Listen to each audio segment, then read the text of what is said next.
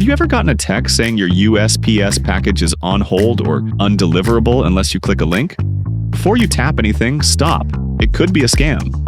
These fake texts impersonate USPS automated messages using urgency, like final notice or confirm your address now, urging you into clicking malicious links to steal your personal information or credit card details. Here's how to spot a USPS scam text and how to avoid them.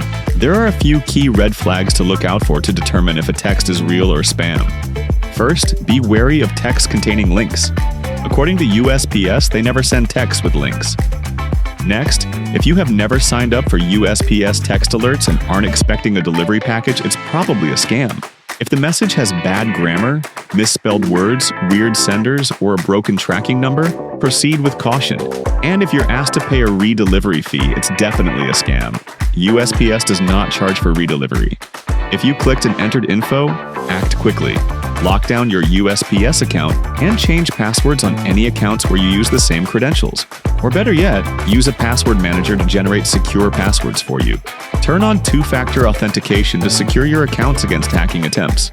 With 2FA, even if hackers steal your password, they will need access to a secondary verification method to get into your account.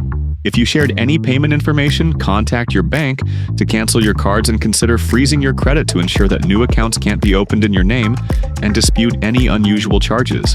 Use a virus removal tool to scan for viruses that may have downloaded from an unsafe website or infected link. Finally, report the spam to USPS, the USPIS, the FTC, and your local police, and forward the text to 7726 so your carrier can help block similar messages.